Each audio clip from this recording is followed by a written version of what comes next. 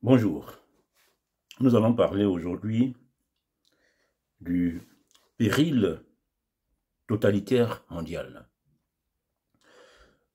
Disons que les nations occidentales, pendant très longtemps, ont dominé le monde et même au lendemain de la Seconde Guerre mondiale, où beaucoup de nations occidentales ont été détruites, mises à genoux, elles se sont rapidement relevées et nous avons toujours pensé que c'est la démocratie qui a toujours été une force de ces sociétés-là. Et depuis un certain temps, on voit que ces nations connaissent des difficultés. Leur hégémonie leur est même totalement contestée aujourd'hui, en tout cas disputée par d'autres pôles au niveau du globe. Et en examinant ce sujet, je pense que la perte de démocratie interne de ces sociétés occidentales est l'une des raisons de ce déclin que nous observons. Alors donc, je vous invite à partager une réflexion sur le sujet et tous vos commentaires nous permettront d'avancer. Alors, disons qu'en introduction, depuis la nuit des temps, les sociétés humaines sont préoccupées par la recherche du meilleur système politique pour servir l'intérêt général des populations dans un climat de sécurité, de paix, de justice. Les hommes veulent simplement, les hommes et les femmes veulent vivre en paix, dans une société prospère, voilà. En vue de garantir la stabilité politique et d'éviter les luttes violentes dont l'enjeu est la prise du pouvoir, les sociétés ont toujours recherché un mode légitime d'accession au titre de commandement. Un mode légitime d'accession au titre de commandement au pouvoir, pour pouvoir agir. Après les premières expériences où le chef était le plus fort physiquement, avant c'était ça, hein? Dans un groupe, dans une tribu, c'est le plus fort qui a le pouvoir, un peu comme dans les groupes d'animaux, c'est un groupe de lions, c'est le mâle dominant qui est le chef, jusqu'à ce qu'un lion plus jeune que lui vienne l'humilier devant les lions, et puis bon, ben, c'est ce nouveau lionceau-là qui devient le chef. Donc, les hommes sont allés au-delà de ça pour arriver à plus de civilité, avec soit la transmission héréditaire du pouvoir, donc là c'est quand on est en monarchie, on n'a pas besoin de se battre, bon, le roi n'est plus là, son fils prend le pouvoir. Bon, ça permet de réduire les tensions dans la société. Soit l'élection du commandant en chef par le peuple, en république. Voilà, il y a différents prétendants, celui qui arrive à convaincre de ses capacités, d'un bon projet, il est choisi et il devient le commandant en chef en république.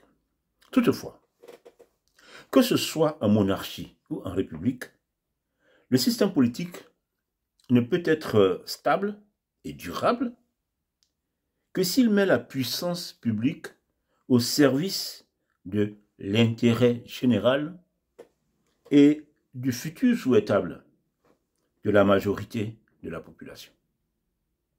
En d'autres termes, l'action de l'État, l'institution qui est dédiée au service général, au service de l'intérêt général, l'action de l'État doit bénéficier d'un authentique soutien populaire. Pour cela, l'État doit être investi dans des agendas validés par l'opinion. On est au cœur de la nécessité de démocratie valable pour toute société, à un niveau ou à un autre de la chaîne qui part de la prise de décision à l'exécution de l'action publique. Ça peut être soit le peuple qui décide directement, par une élection, un référendum, ça peut être au niveau des représentants du peuple dans une assemblée, comme même si on est dans une monarchie, ça peut être comment dire, les notables du roi qui discutent, qui échangent. Voilà. Entendons-nous bien, on n'a pas nécessairement besoin de multipartisme politique pour pratiquer une authentique démocratie. L'Égypte pharaonique de la 19e dynastie, le pharaon de Ramsès II, pardon, était une démocratie. Aujourd'hui, à travers tout ce qu'on découvre, oui, c'est une époque, il y a quoi? Il y a au 12e, 13e siècle avant Jésus-Christ, mais les gens fonctionnaient de façon démocratique, même si il y avait un pharaon. Malheureusement, en situation de pouvoir, la sagesse n'habite pas toujours les humains. Soumis que ces derniers peuvent être à l'égocentrisme pour certains, à l'orgueil pour d'autres, à la cupidité pour d'autres encore, ou à la griserie, tout simplement, pour la plupart d'entre nous. Alors le risque de tout pouvoir, de basculer en dictature ou en totalitarisme, est toujours présent. Toujours. Alors, donc, on arrive au sujet que je propose qu'on traite, qui est cette réflexion que je propose sur le totalitarisme. Nous parlerons aussi de la démocratie, de la dictature simple, mais le propos ici concerne essentiellement le totalitarisme. Comment est-ce qu'on peut arriver à, comment dire, l'éviter dans une société pour que elle reste une société qui profite de toutes les énergies, de toutes ses capacités, de tout ce que les initiatives personnelles peuvent lui apporter. Alors, disons que sur un sujet donné, je prends par exemple un sujet comme le mariage homosexuel, par exemple, il peut y avoir plusieurs opinions. On peut être un militant ou partisan du mariage homosexuel, bon, parce que soit on est soi-même homosexuel, on veut que les homosexuels puissent se marier, ou bien même sans être homosexuel, on peut penser que bon, c'est une tolérance. On est un militant du mariage homosexuel. On peut être indifférent au sujet. Quelqu'un peut dire, bon, moi ça me dit rien, que les gens puissent se marier, indifférent. On peut être réservé, disons circonspect. Je dis, ah bon, le mariage homosexuel, je ne sais pas, est-ce que ça va pas poser des problèmes dans la société? Est-ce qu'une société qui a besoin quand même de se perpétuer de génération en génération, s'il y a des couples qui ne peuvent pas avoir d'enfants naturellement, est-ce que, bon, voilà, on peut être réservé, on peut se poser des questions, sans être contre, sans être particulièrement pour, on peut se poser des questions. Donc on peut être circonspect. On peut être opposé. Parce que, par exemple, soit moi je suis chrétien ou je suis musulman, bon, ça c'est contre ma foi, les écritures saintes disent que c'est une abomination, bon, on peut être opposé, simplement, sans forcément militer contre, on peut être opposé. On peut être hostile. Je dis, ah non, non, non, il n'est pas question. Comment est-ce que nous allons permettre cela dans notre société? Donc, hostile, c'est-à-dire on fait même des manifestations contre ça, comme on a pu le voir dans certains pays, de manifester contre le mariage homosexuel, c'est pas possible, on ne peut pas l'accepter. Et enfin, on peut même être un ennemi de la cause, un ennemi. Il y a des pays où, bon, ben, les gens vont s'attaquer aux homosexuels parce que, bon, ben, cette histoire de mariage homosexuel a soulevé beaucoup de passion dans les débats. On peut même s'attaquer aux homosexuels, les tuer, les blesser. Donc, c'est carrément l'ennemi. Donc, voyez-vous, sur un sujet, il y a une diversité naturelle, je dirais, des opinions. Et sur ce sujet que je viens de prendre, comme je vous ai dit, on peut être pour, on peut être indifférent, on peut être réservé, circonspect, on peut être opposé, on peut être hostile, on peut être un ennemi à la cause. Donc, il y a toute une gamme de réactions par rapport à un sujet. Et c'est naturel, c'est tout à fait normal.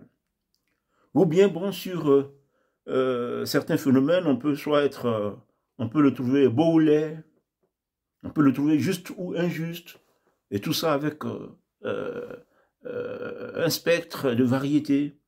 On peut trouver une situation, un phénomène bon ou mauvais. On peut trouver une assertion vraie ou fausse. Bon, donc, il y a une diversité naturelle sur les problèmes, sur les questions. Alors, quels sont les traits caractéristiques du totalitarisme? J'en détermine 3. Le premier, c'est que le totalitarisme rejette la diversité naturelle des opinions. Tout à l'heure, par rapport aux différentes opinions sur le mariage homosexuel que je vous ai donné, ben, dans le totalitarisme, on est soit militant et partisan, soit on est un ennemi. Il n'y a pas de phase intermédiaire. On est partisan ou on est ennemi. Et il y a une réduction de toute appréciation au manichéisme, bien ou mal. Il n'y a pas de beau ou de laid, de juste ou d'injuste, de bon ou de mauvais, de vrai ou faux. Tout est bien ou mal. Et puis le troisième trait que nous allons développer, c'est le renoncement au débat destiné à convaincre tout contradicteur. Parce que pour le totalitarisme, tout contradicteur, en fait, est ennemi. Dans le premier point, par rapport au premier point, on est soit un militant, soit on est un ennemi.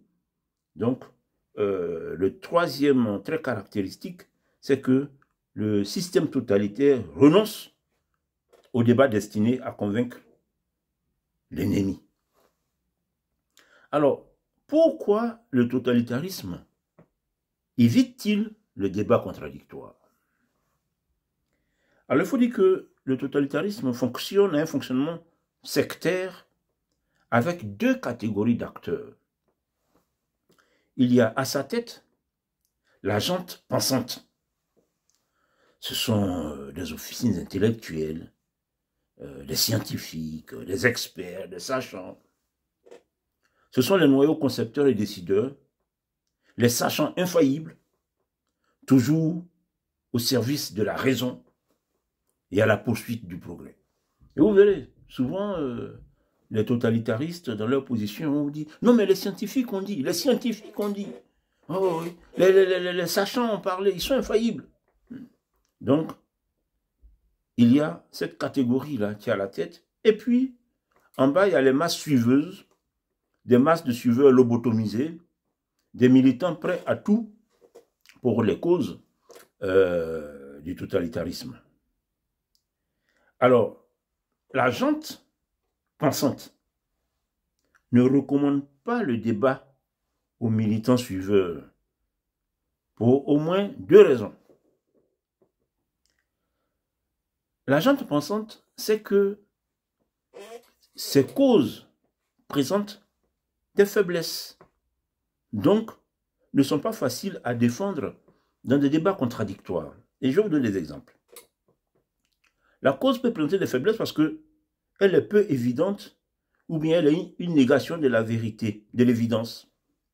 Par exemple, quand vous voulez convaincre qu'on ne naît plus femme ou homme, voilà, à la naissance, depuis la nuit des temps, ce cas, on dit, ah, c'est une fille, c'est un garçon. Non, non, non, non.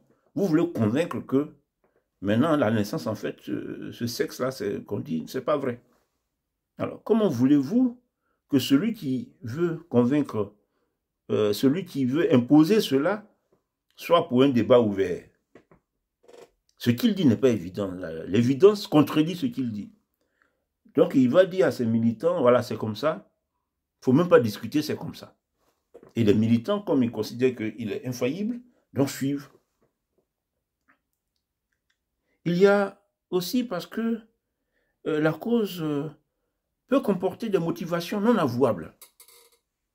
Et il y a un exemple, pendant la Révolution française, au cours de l'année 1793, qu'on appelle l'année terrible, l'année qui a commencé par couper la tête, où on a coupé la tête du roi en janvier, et à un moment donné, le catholicisme va être proscrit. C'est-à-dire que la France, la fille aînée de l'Église, la religion catholique a été interdite en France pendant 1793.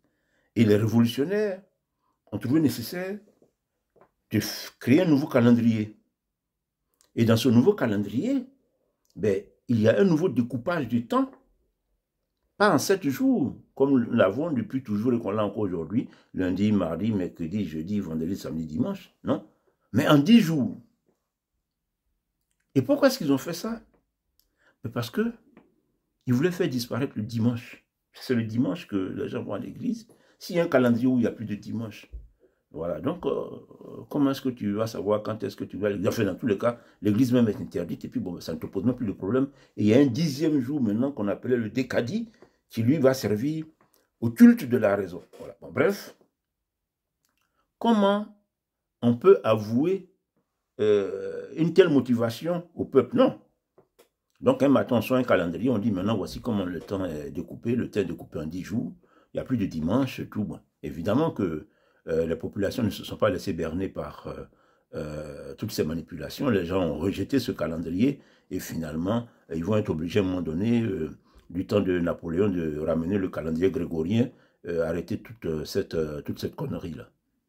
Donc la motivation peut ne pas être avouable. Ils n'ont jamais dit aux gens que c'est parce qu'on ne veut plus que vous allez à l'église le dimanche qu'on change de calendrier. Et puis bon, ben, la motivation, la cause peut être faite parce que tout simplement c'est un mensonge. On ment, donc bon, on impose un mensonge, on n'a pas à aller se justifier dans des débats. Donc la cause, pour me résumer, peut ne rien avoir avec la réalité, peut être totalement absurde, peut être contre nature, on ne n'est plus femme ou homme, peut être impopulaire. Donc c'est la première raison pour laquelle le totalitarisme évite de convaincre. Et la deuxième raison, c'est le choix d'imposer ses causes à la société. Le système totalitariste est persuadé, le système totalitariste, bon je dis totalitariste, le terme exact c'est totalitaire, mais comme je veux dire qu'il y a même une idéologie derrière, donc le système totalitariste est persuadé qu'il parviendra par la répétition, grâce au lavage du cerveau, à imposer ses causes à l'opinion. Il lui suffit pour cela de prendre le pouvoir dans tous les organes de diffusion de l'opinion. Et pour faire bien, il parle de ses causes comme des valeurs. Des valeurs. À ce sujet, je me souviens, la première fois que j'ai entendu ça, ça m'a fait tiquer, c'était, je crois, en Hongrie ou en Pologne, le dirigeant était contre le mariage homosexuel. En tout cas, ça posait des difficultés. Il y a des mesures que les gens prenaient contre le mariage homosexuel. Et dans le débat, j'entendais en France dire être contre ce dirigeant parce que il disait le mariage homosexuel fait partie des valeurs de l'Occident, des valeurs de l'Europe. J'ai dit, mais enfin, on peut être pour, mais enfin, en quoi ça fait partie des valeurs? Donc il faut bien comprendre, il n'y a pas de débat à avoir par rapport à la cause, car elle est juste, vraie, morale, ça fait partie des valeurs. Et ces valeurs-là, en permanence évoluent. La cause, elle est progressiste, elle est dans le sens de l'histoire, on n'a pas à la débattre. Le monde du totalitariste est toujours donc divisé en deux. On est soit partisan et militant de la cause, donc dans le camp du bien,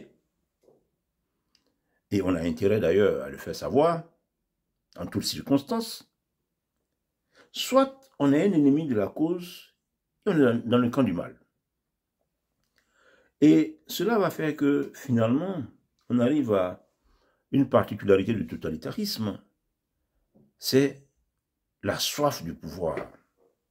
Puisque pour diverses raisons, il renonce à convaincre, mais il a besoin de pouvoir pour imposer. Alors, il est en permanence à la conquête du pouvoir dans tous les rouages de la société par l'infiltration, le noyautage, l'entrisme.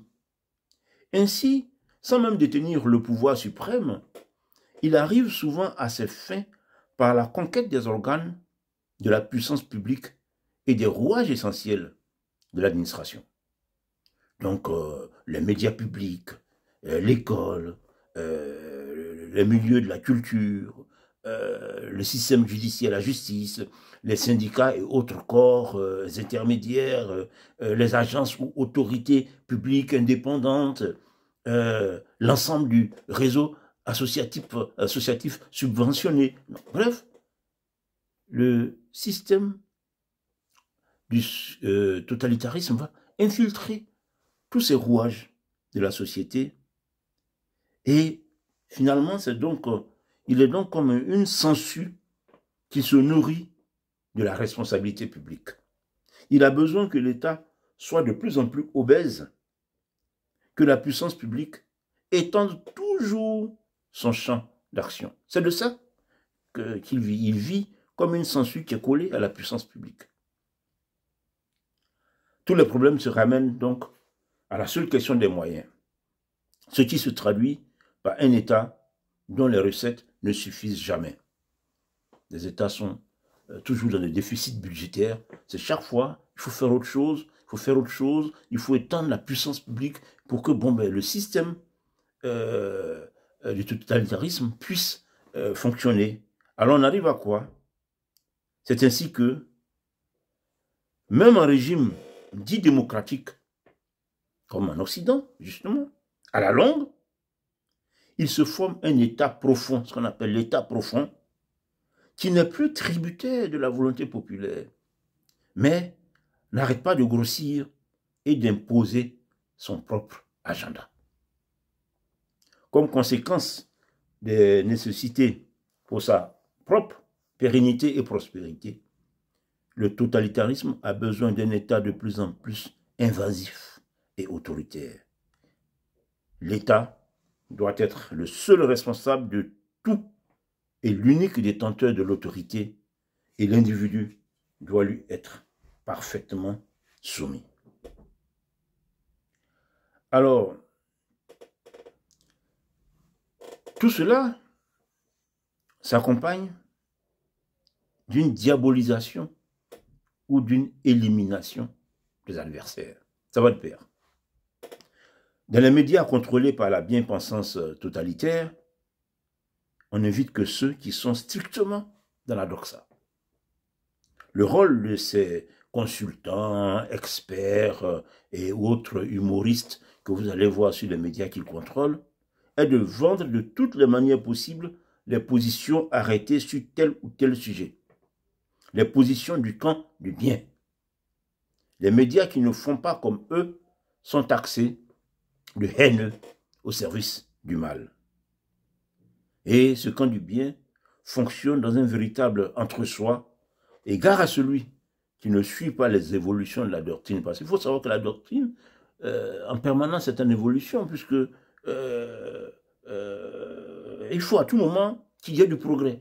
Donc, le progressisme dans ses positions évolue, et on va même de plus en plus, des fois, sur certains sujets, vers plus de radicalité. Et voilà, donc, il faut suivre.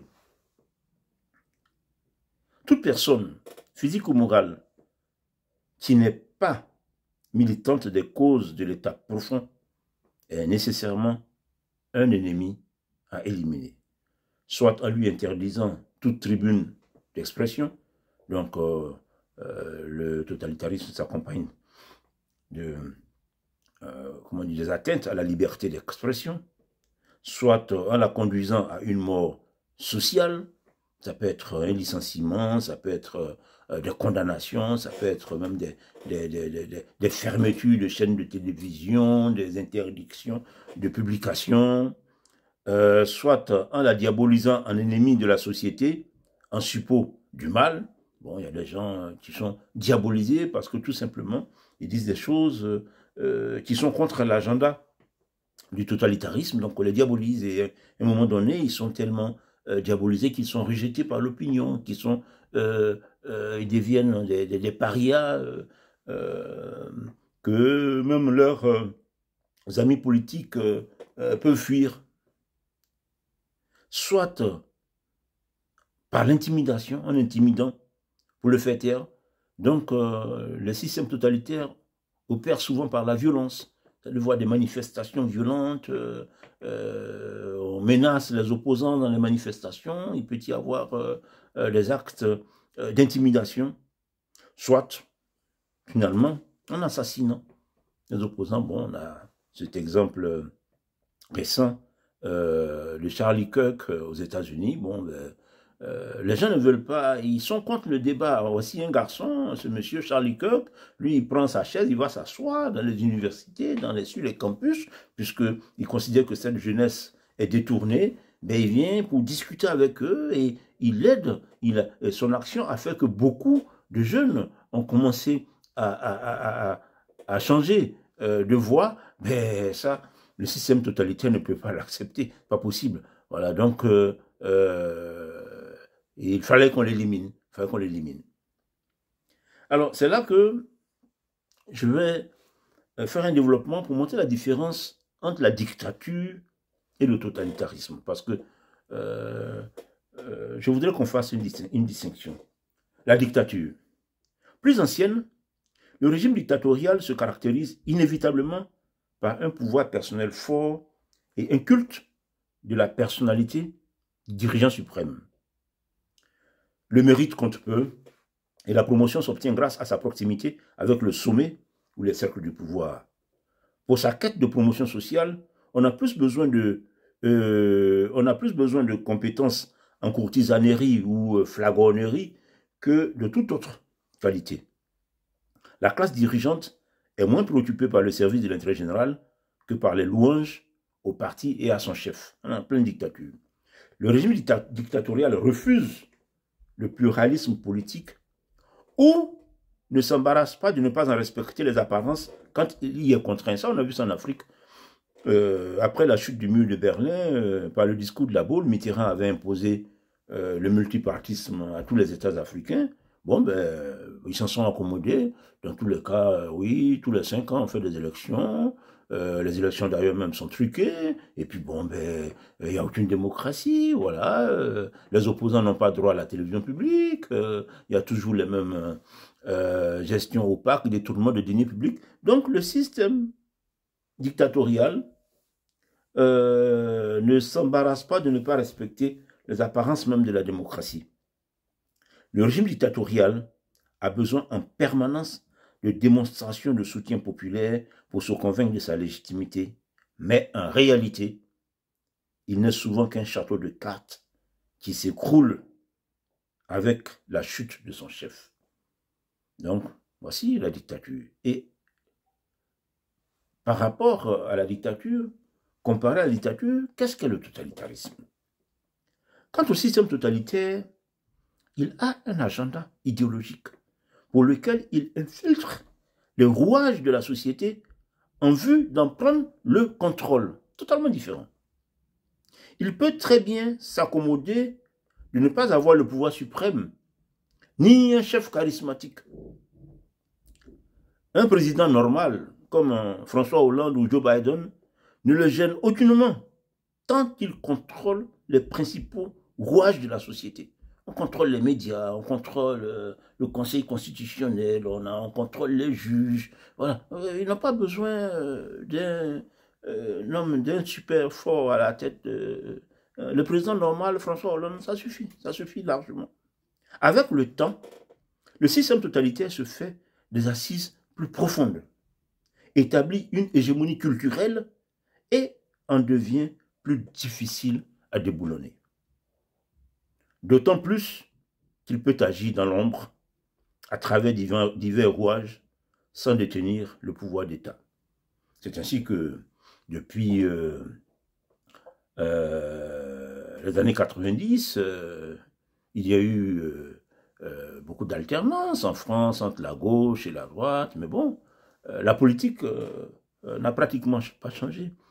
Je me souviens que c'est Marine Le Pen qui parlait de UMPS. Bon, d'un pouvoir à l'autre, d'une alternance à l'autre, les choses ne changent pas, voilà, c'est la même politique économique, de délocalisation, de frontières ouvertes, bon, voilà, bon. Donc, en fait, l'État profond a saisi la société.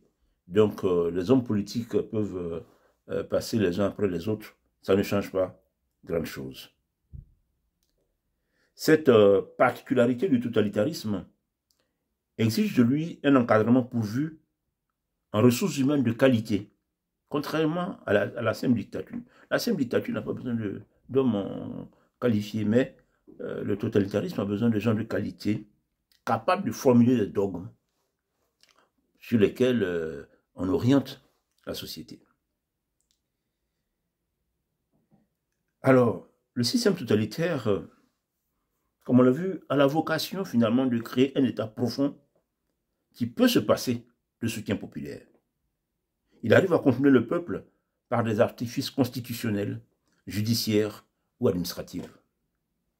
Au besoin, il sait s'accommoder de la façade démocratique et n'hésite pas à s'en réclamer et à s'en vanter même. Et vous verrez souvent, vous entendrez les Occidentaux, bon, dans nos démocraties, mais la société n'est plus démocratique. Mais ils n'ont que ça à la bouche. Ils s'en vantent.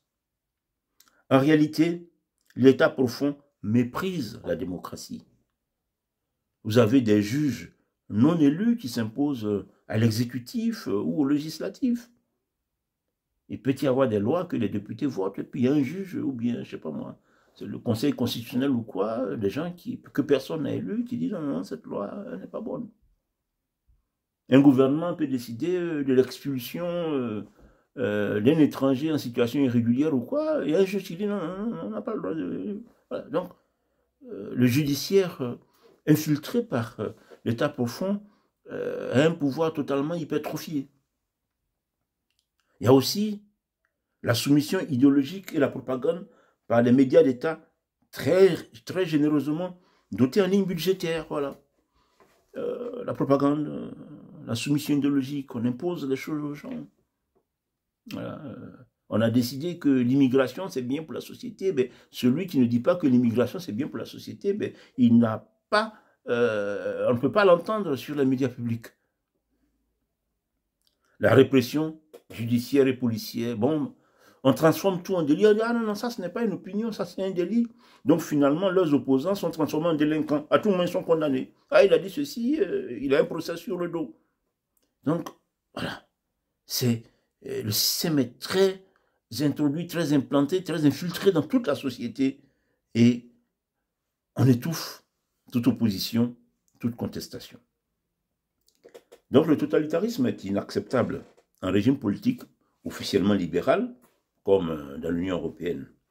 En régime de parti unique comme en Chine, bon, les orientations sont claires et assumées.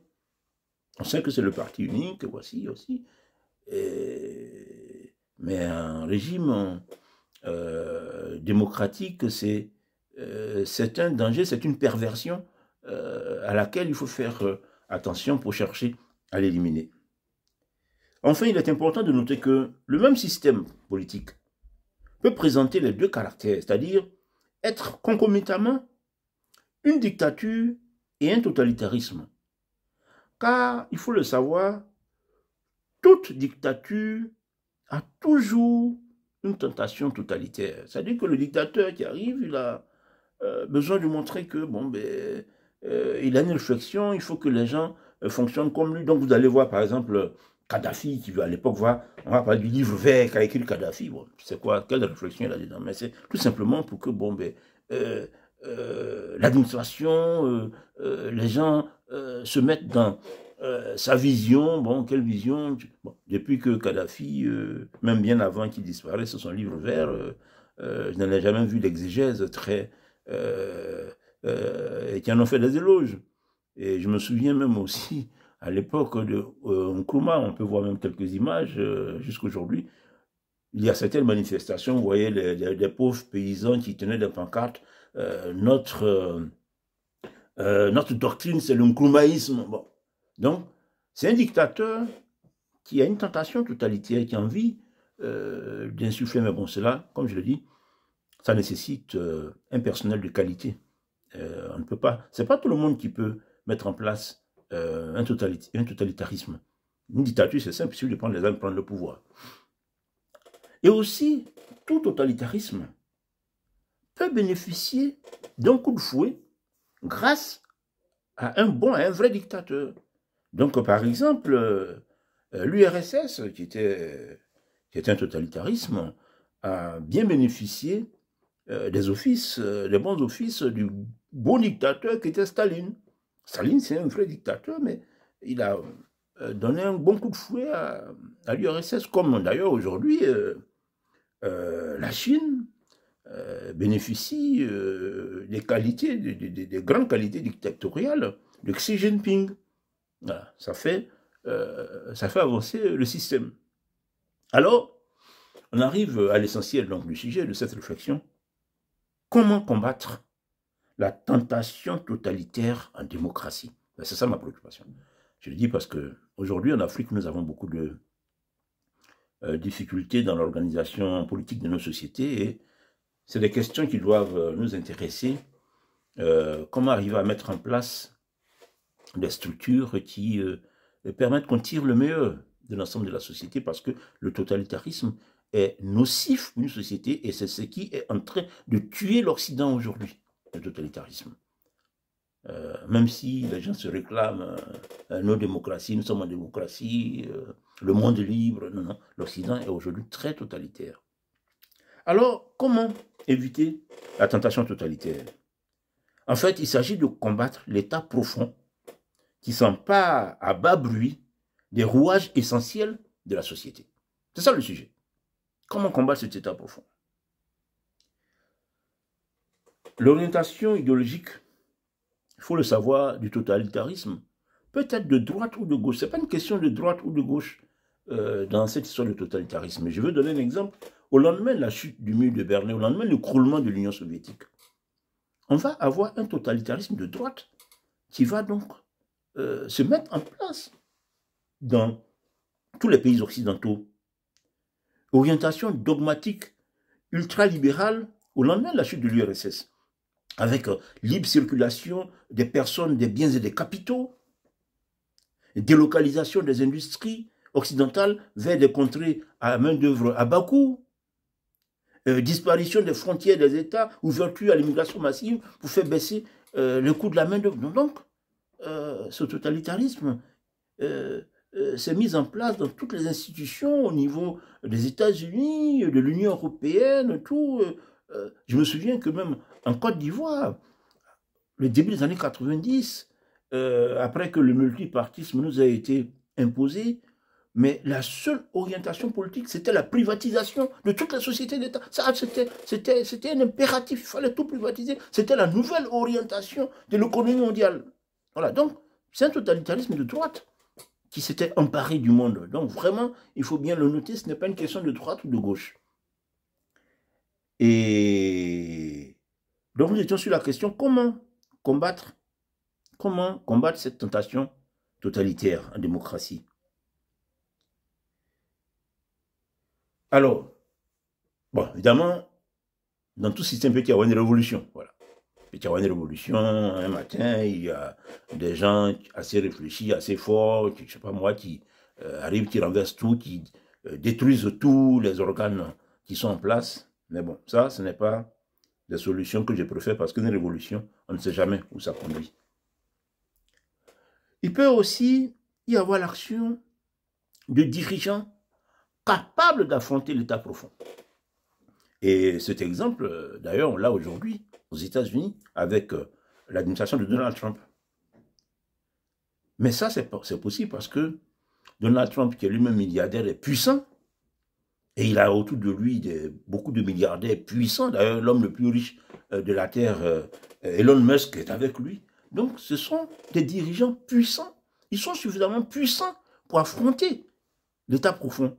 Parce qu'il ne faut pas euh, ils ont eu Donald Trump, même aujourd'hui, tout président qu'il est, avec toute sa puissance, mais les choses ne sont pas faciles. Des fois, il y a ces décisions qui sont contestées par la justice.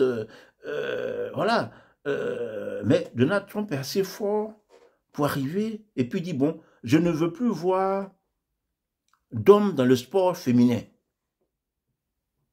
Je ne veux plus voir de transgenres dans l'armée.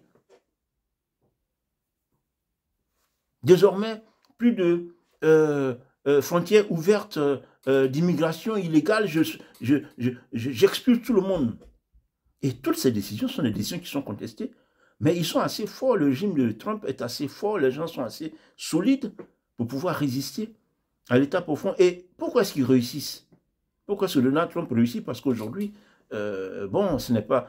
Mais il réussit parce que quand il dit qu'il ne veut plus d'hommes dans le sport féminin, mais les athlètes féminines sont contentes. Elles n'ont jamais demandé d'avoir des hommes qui viennent compétir contre elles. C'est l'État profond qui avait imposé ça.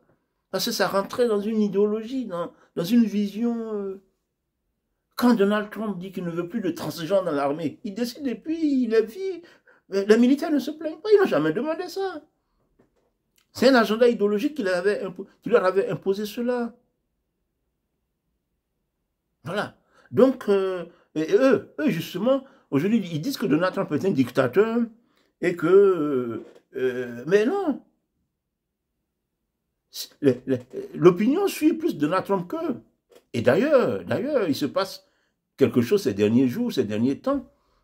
Je ne sais pas si vous le suivez. Les LGBTQ. Mais nous apprenons ces derniers jours que les LGB, c'est-à-dire les lesbiennes, les gays et les bi, ont décidé de se séparer des trans et des queers. Parce que, bon, les gens, ils avaient été embarqués dans cette histoire où il y a eu beaucoup d'exagération, les gens sont allés trop loin. Aujourd'hui, les enfants de 6-7 ans, il faut qu'ils changent de sexe. Les gens disent non. Les lesbiennes, les gays et les bi disent qu'ils n'ont plus rien à voir avec tout ça. Mais tout ça, ça se fait quoi? Dans le sillage de ce que Donald Trump est en train de faire. Voilà. Donc, pour contrer la tentation totalitaire d'un régime, bon, on peut avoir des dirigeants capables d'affronter l'état profond. Mais avouons que ça, c'est une chance.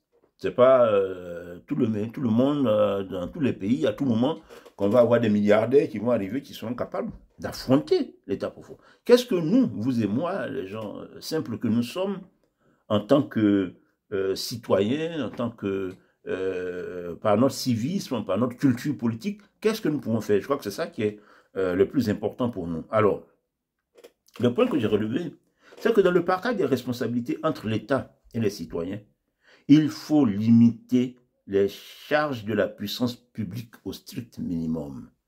Il faut que l'État soit cantonné à sa responsabilité de régulateur de la société, plutôt que d'être acteur économique partout. Parce que, comme je vous ai dit, le totalitarisme est une sangsue qui vit avec l'État, il grossit avec l'État. Donc, plus l'État est faible, moins ils ont cette capacité d'action. Il faut limiter l'État dans ses responsabilités minimum. Aujourd'hui, par exemple, est-ce que au XXIe siècle, en 2025, c'est normal, c'est indispensable qu'un État ait des médias publics? Non, aujourd'hui, ce n'est pas indispensable. Il y a assez de privés qui sont capables de créer et de faire fonctionner des chaînes. Donc, des médias publics avec des budgets exorbitants, ce n'est pas nécessaire. Donc ça, c'est des choses, il faut arrêter tout de suite, parce que c'est surtout cela que le totalitarisme se greffe. Il faut veiller, second point, il faut veiller au caractère apolitique des rouages essentiels de la société. Oui. Il y a des secteurs importants de l'État qu'il faut surveiller, il faut trouver des moyens. Je ne peux pas ici, on ne peut pas rentrer dans les détails, mais les enseignants, les médias, la magistrature, les forces de sécurité, il faut veiller à ce que l'idéologie ne filtre pas ces rouages essentiels de la société. Si on en est conscient, On peut trouver des moyens. On ne va pas allonger le débat ici inutilement, mais ça doit être une préoccupation pour les organisateurs de la société. Il faut instaurer, tant que faire se peut, la démocratie directe sur des orientations importantes de la société.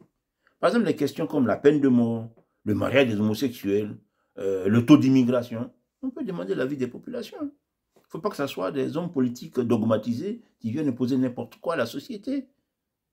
Donc, sur des questions qui concernent vraiment la vie des gens, des orientations importantes, ben on fait appel au peuple, soit par un référendum, ou bien...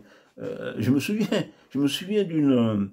dans les années 80, j'avais fait un séjour en Angleterre, et j'avais appris que il y a beaucoup de Britanniques, d'Anglais en tout cas, des gens de gauche qui sont contre la monarchie.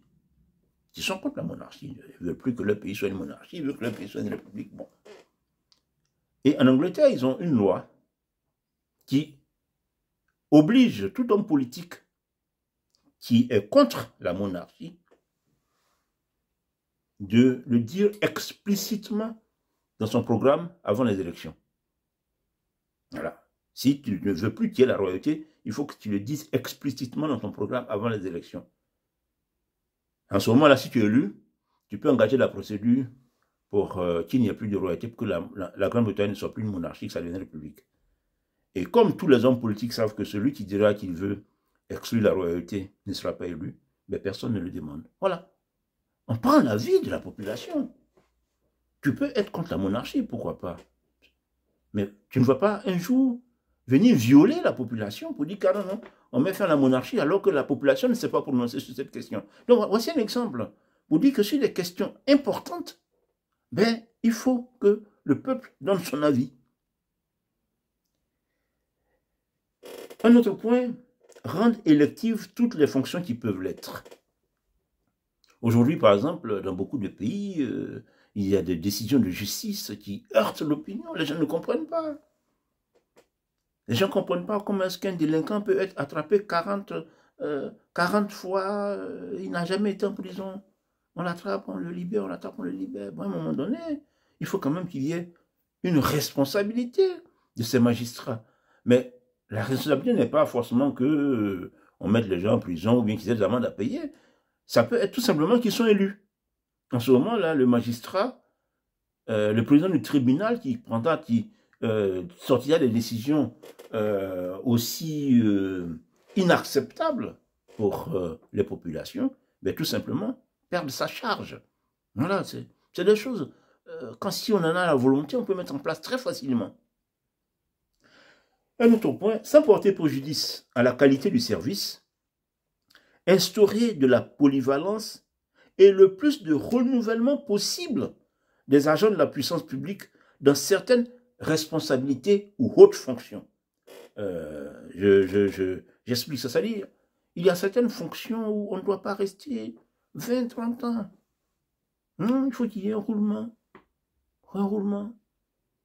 Par exemple, là, actuellement, il y a un fait d'actualité en France, la présidente de France Télévisions qui est partie pour rester 15 ans. Non, pourquoi est-ce qu'une seule personne va rester à un poste aussi sensible aussi longtemps? Non. Et parce que la rotation permet quand même d'éviter que, comment dire, certaines mauvaises habitudes s'installent et arrivent finalement à corrompre les organes, à corrompre les systèmes qui sont destinés normalement à un service public. Donc, il faut plus de renouvellement, tant que faire se peut, des agents de la puissance publique dans certaines responsabilités. Et un autre point que je signale, c'est qu'il faut être intransigeant sur le maintien de l'ordre public. Parce que, comme je vous l'ai dit plus haut, la tentation totalitaire passe souvent aussi par la violence. Donc, la violence dans les manifestations, des attaques violentes contre les opposants. Bon, on est en démocratie, on dit qu'il y a la liberté d'expression, la liberté de manifestation, mais il n'y a aucune violence ne doit être acceptée. Aujourd'hui, on voit que la violence est pratiquée sans aucun problème. Et pour revenir d'ailleurs à Trump, Actuellement, aux États-Unis, toutes les manifestations intempestives pro-palestiniennes de la rivière à la mer, machin, tout. Aujourd'hui, tout arrêté. Tout arrêté. Mais enfin, oui, vous avez le droit d'être contre, comment on dit, d'être sensible, d'être sensibilisé à la question, à la cause palestinienne, tout. Bon, mais c'est pas pour ça que vous allez tous les jours faire des manifestations, empêcher le pays d'avancer, tous les jours, tous les manifestations. À un moment donné, il y a une société à faire tourner, il y a des gens qui doivent aller travailler, il y a une richesse à produire, il y a... Voilà, on n'est pas... Donc, il faut veiller à ce qu'il n'y ait pas de manifestations violentes, ni même intempestives. Donc voilà quelques mesures comme ça qui me viennent. Alors, donc j'arrive à la fin de la vidéo. Vous comprenez, pour moi, le danger vraiment, c'est le totalitarisme. Parce que, comme j'ai dit, la dictature, généralement, ça repose sur une personne. Et généralement, quand cette personne tombe, son système s'écroule. Et nous en avons beaucoup l'expérience, d'ailleurs, en Afrique. Bon, chaque dictateur vient faire sa petite comédie. Et puis, bon, au bout de quelques temps, il y a un petit coup d'État qui le dégage. Bon, voilà. Mais le totalitarisme est plus dangereux parce que il infiltre la société. Et il appartient à tout citoyen de faire attention. Et ça, c'est ensemble, tous les jours, grâce à une conscience élevée, que nous pouvons éviter ces choses-là. Voilà, j'arrive à la fin de la réflexion. Je vous demande de liker, de partager, de vous abonner, d'aider la chaîne à avancer. Et à la prochaine vidéo. Merci.